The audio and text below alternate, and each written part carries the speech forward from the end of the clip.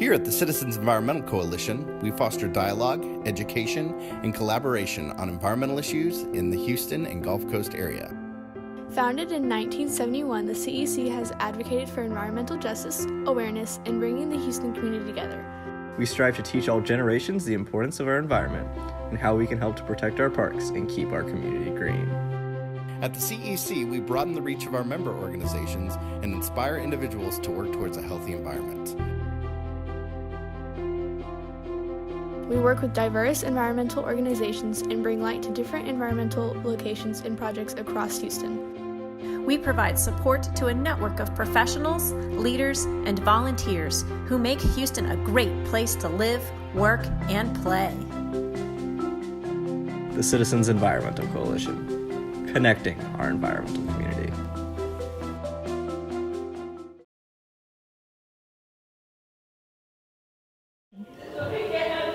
Oh, hi.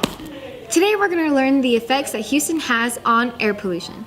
As kids, we were taught to reduce, reuse, recycle, how to ride a bike to school, all that jazz, right? But it takes more than just the Lorax to teach us about the risks that we take.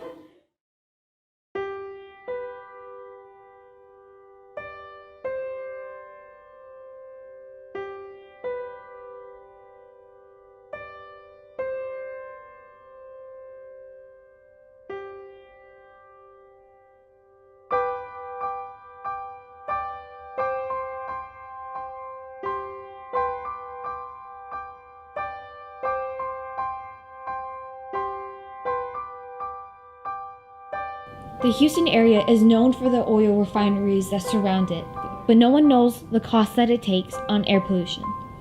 First and foremost, burning of fossil fuels. Because of coal, oil, gasoline, natural gas, and even electricity, our air is getting poisoned every single day. Due to our petrochemical facilities, Houston has various hazardous air pollutants.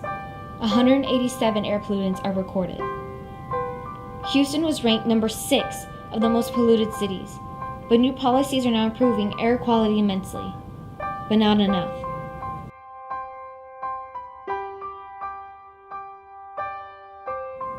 And because of cars on the freeway, nitrogen oxides and carbon monoxide is released into the air, creating an ozone layer and eventually acid rain. The environmental factors. Acid rain causes aluminum to drain out of the soil, poisoning fish and killing flora. Humanitarian reasons: heart disease, increased risks of a heart attack, loss of lung capacity, and difficulty breathing. And those living within 15 miles of the ship channel have an increased risk of having leukemia or lymphoma.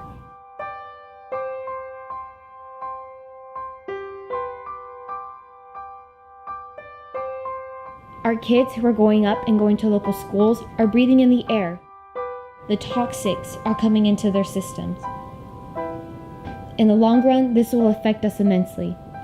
Our youth is at risk.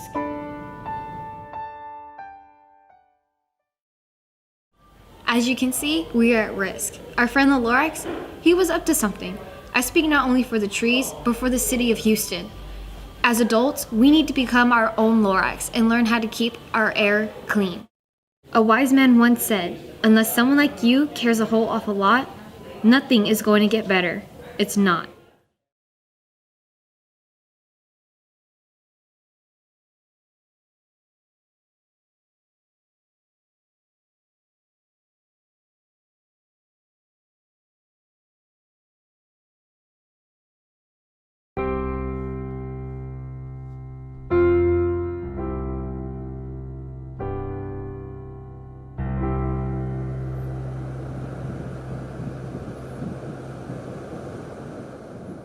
At the Houston Zoo, one of our main conservation projects that happens locally is with sea turtles. So we partner with NOAA, which is a federal organization based in Galveston.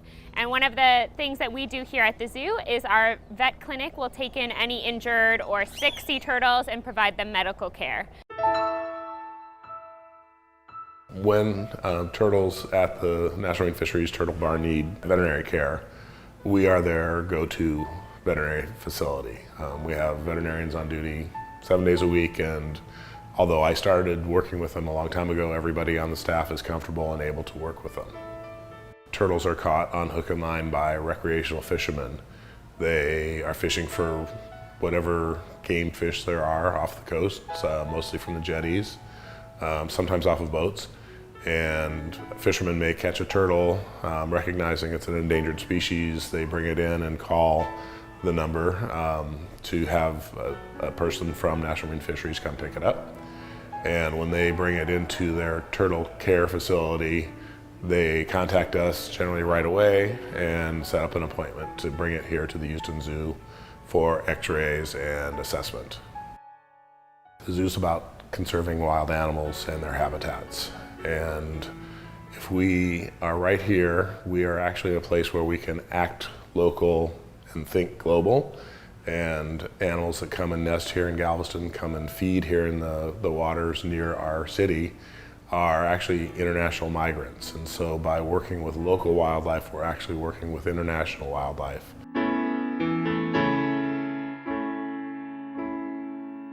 A lot of what the Houston Zoo does is to try and prevent all of these threats to sea turtles. So we assist by putting out fishing line recycling bins on jetties. And this helps to reduce the amount of fishing line that ends up in the water, which is a huge problem for entanglement of fish and birds, but also sharks and sea turtles as well. Once a month, the sea lion staff from the Houston Zoo goes down to the Surfside Jetty and helps clean out the monofilament bins that have been installed by NOAA. We actually have a partnership with NOAA to help them out with this, and we also spend the day cleaning up the jetty, talking to local fishermen as well as people visiting the jetty about what to do in case they encounter an entangled sea turtle, and also how to properly dispose of their fishing line as they're going on trips with their families. The reason why the Sea Lion team decided to get involved with NOAA and their efforts to reduce monofilament was actually a young sea lion pup that came to the Houston Zoo years ago named Astro, and he had scars all over his neck from being entangled, most likely in fishing line or something like that. And the team here really wanted to try and do whatever they could to help prevent that from happening to other animals in the future. And so we got passionate about it. We started involving it in our shows, going down to the jetty, doing the cleanups, and trying to do as much as we could to help out and spread the word.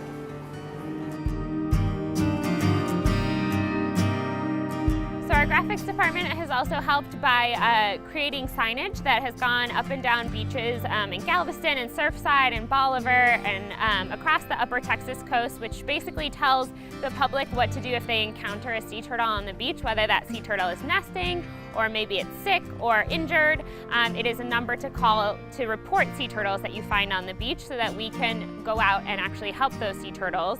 NOAA can respond to those calls and make sure that those sea turtles get the care that they need. Each week, NOAA covers a pretty large area of Texas coastline, surveying the beaches for sea turtles that have washed ashore. A few of us at the Houston Zoo participate in this effort a couple times a month, and we like to provide whatever assistance we can. The sea turtle survey starts in the Bolivar Peninsula on the beaches, jumps to Galveston, and then they work the beach all the way down to Surfside Jetty, driving the beaches looking for sea turtles that have washed ashore. Sea turtles will wash ashore because they are sick or injured. Some of these injuries result from eating plastic that they mistake for food, a cold stun event where the temperature drops really drastically, or even having hooks in them from accidentally being caught by fishermen. Once the 6 sea turtles are located, we will record the GPS coordinates and create sort of a data log that we can identify hotspots. The sea turtles that need really significant veterinary care will be transported to the Houston Zoo, where our veterinary team will take care of them and administer medication and provide a really comprehensive treatment plan for them so they can eventually be released back into the wild. So one of the best parts of working in sea turtle conservation is that we get to partner with NOAA and release sea turtles once they've been rehabilitated and they're ready and healthy to go back into the wild. Oftentimes we get to let the public know that sea turtles are being released, and they'll get to join in watching these animals go back into their wild habitat. Sea turtles are one of the most charismatic species that we have in our area in Houston and Galveston in this part of Texas. And the Houston Zoo is really just one of the organizations that can help, as well as our entire community. So what we do in conjunction with you, using less plastic, switching from plastic bags to reusable bags, as well as plastic water bottles to reusable water bottles, all of those small actions actually do add up to save sea turtles in the wild. And with your help, we can make sure that these sea turtles are around for generations to come.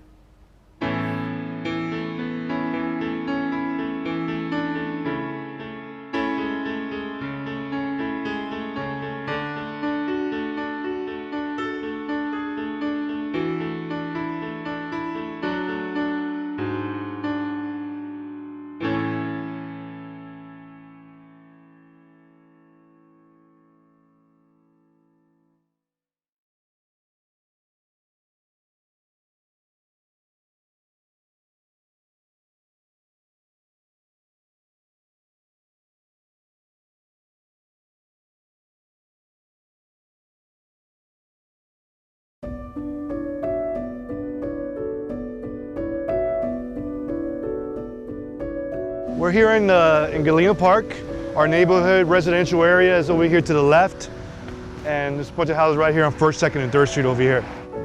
This plant is known as the stinky one because it always smells.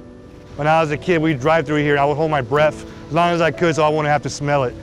Right after Hurricane Harvey, the smells really were very, very bad. They were more concentrated.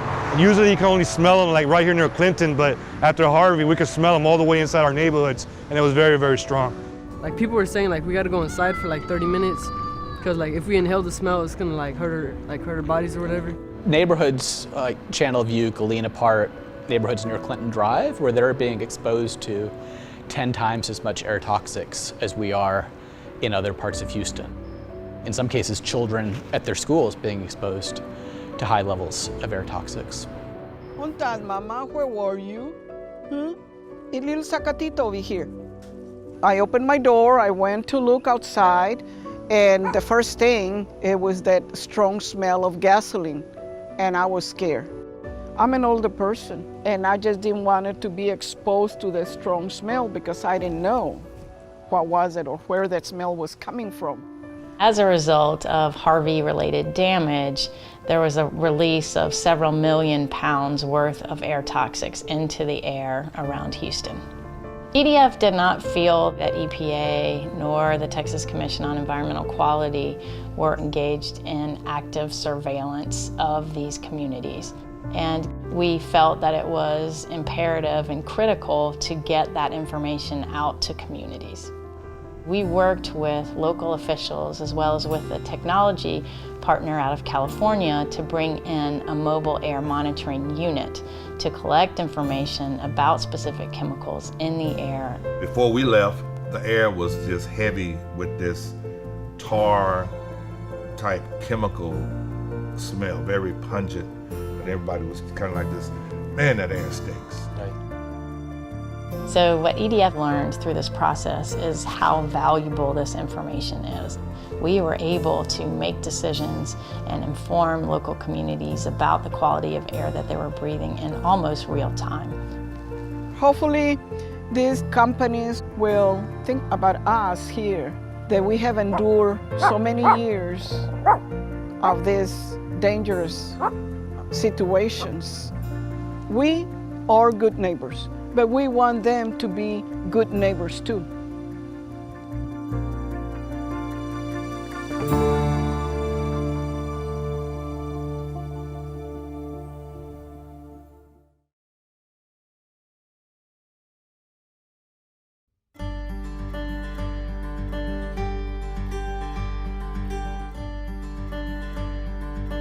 A garden to help feed the whole school.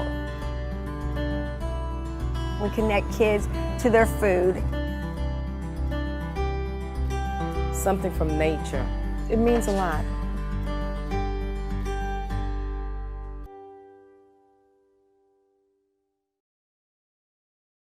Okay, say good morning to the afternoon to Ms. Priya and to Ms. Burton. Good afternoon, Ms. Priya. Okay, so today we got lots of stuff to dig into today. I want you guys to come up here, take a look at the board, and then sign up your name where you want to work in. Does everybody understand? Yes. Okay, we're gonna have to synergize. That means everybody's gonna have to come together so we can get this work. We have culinary arts and gardening class. We always start by growing our own food, and then we take it up into our culinary classroom and we cook our food. And sometimes we do, on a beautiful day like this, we would be cooking in the garden.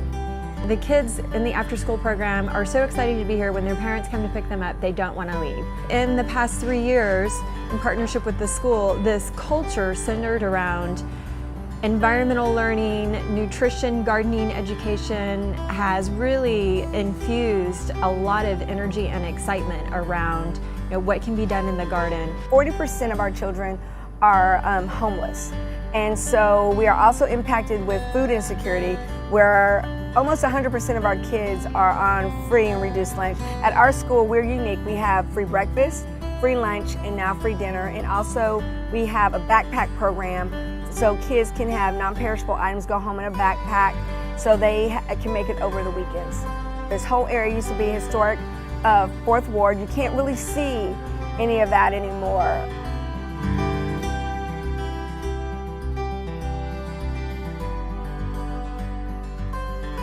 You don't want them little tiny, right? Because they still have to grow. But the more we start harvesting these, the more they'll come back. So if we don't, the plant will think, oh, my job is over. I know that they'll be healthier. I know that they'll be more in tune to nature, and more into passing this down to their own children. So we're building kids that are choosing wisely what they eat.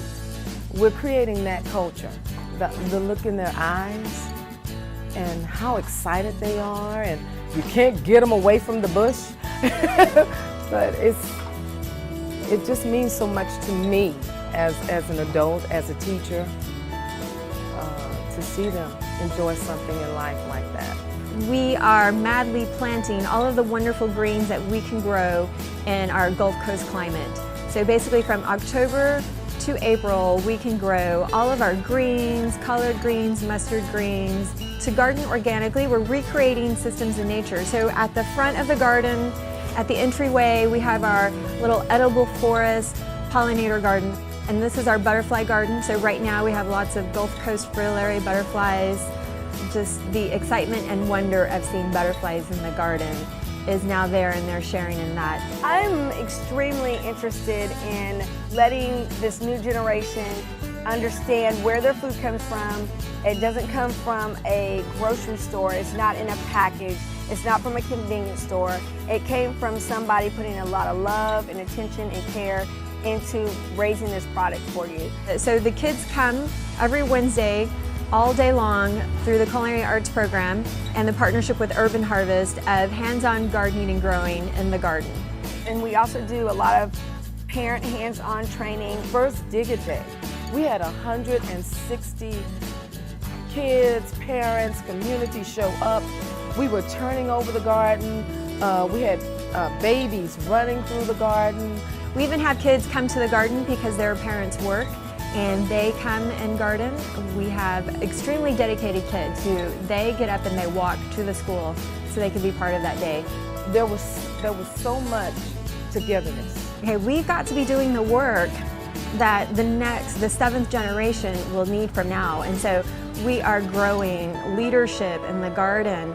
Our future leaders need this background knowledge to make decisions, as our future leaders and for their children and their children. And so that is really what drives me and keeps me going. The garden means a lot to us. It means a lot to the community as well as to the kids in the school.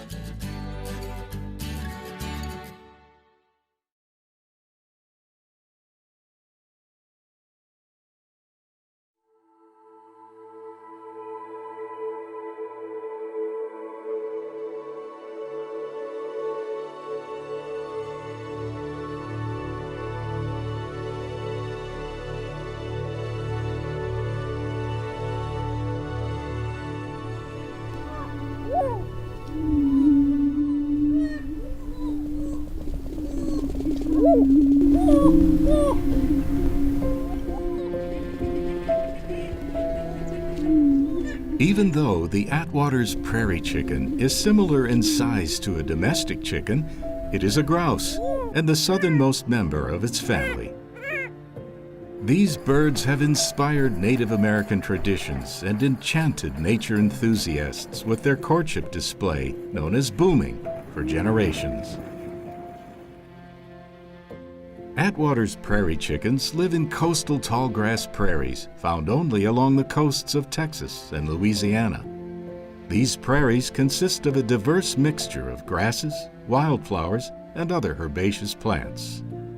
It was on these once vast prairies where the magnificent birds reproduced, reared their young, found food and shelter, and sustained their lives.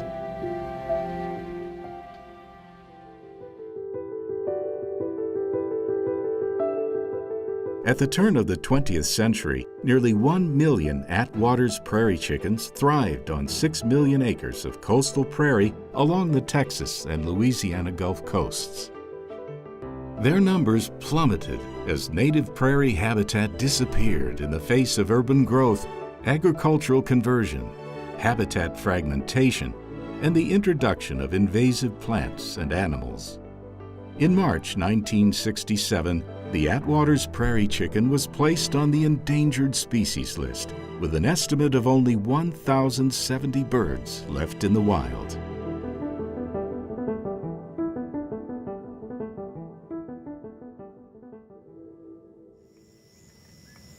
The bird's decline has been a story of loss and setbacks, often told with little hope for survival.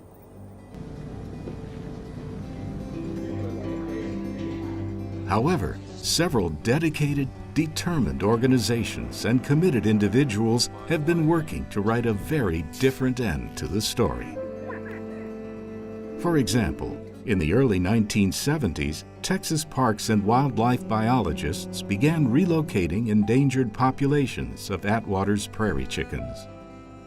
One effort involved using helicopters to net the birds from the dangerous runways at Ellington Air Force Base. They were then transported to other prairie habitats.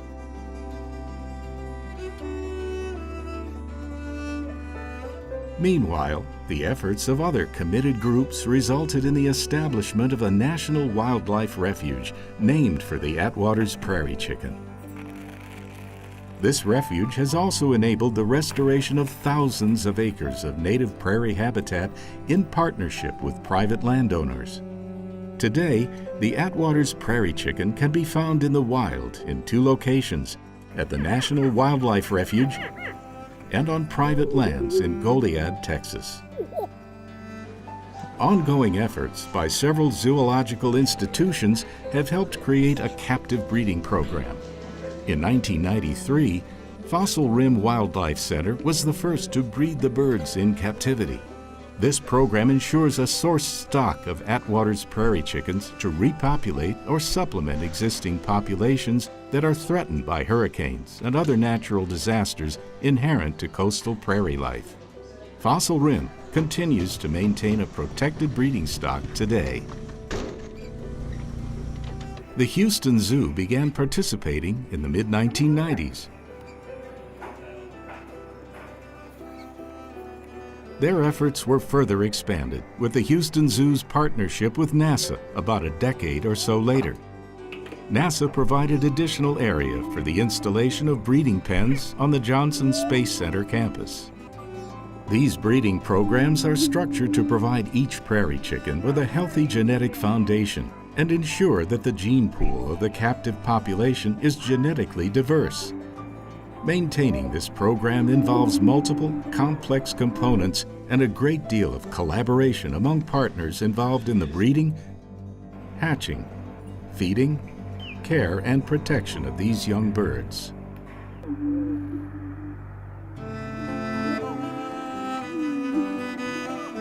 Even in captivity, males will exhibit their courtship displays and females will respond.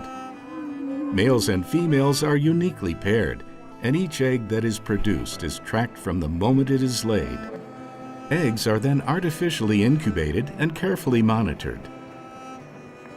candling is a method of monitoring that uses a light source to observe the growth and development of an embryo inside an egg. After about 26 days of incubation, a chick will hatch.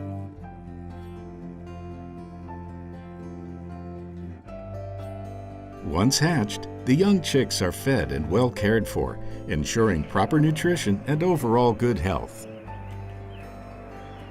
Atwater's prairie chickens are social, flocking birds and are raised in pens together. When the young chickens have reached adequate weight, they will hitch a ride in the transport trailer as they transition from a life in rearing pens to their permanent homes roaming the coastal prairie. Even after the chickens arrive on the prairie, they will spend about 2 weeks in acclimation pens. Here, the birds are protected from predators, and staff will continue to care for them as they become acclimated to the sights and sounds of the wild prairie. Their habitat is carefully managed to provide the best possible conditions for their success. Habitat treatments, such as controlled burning and managed grazing, mimic historic natural processes with which the Atwater's prairie chicken evolved. Management of invasive species, both plant and animal, must be given special attention. Spikes are placed on fence posts to prevent hawks and owls from perching and threatening the birds. Most importantly, researchers found that red imported fire ants consume insects that are critical food sources for juvenile Atwater's prairie chickens.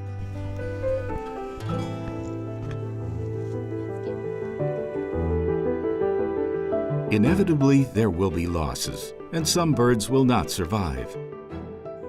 That too is part of life on the prairie.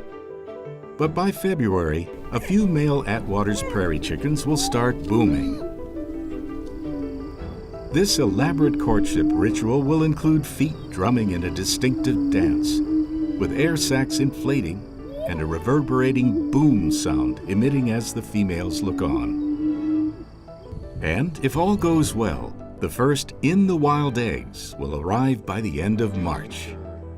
The cycle of life continues on the prairie.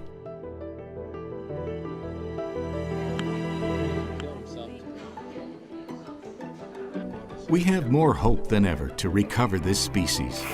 Although one natural disaster could devastate the wild populations, with decades of studying, breeding, and monitoring, we now have a robust captive breeding program to replenish these birds.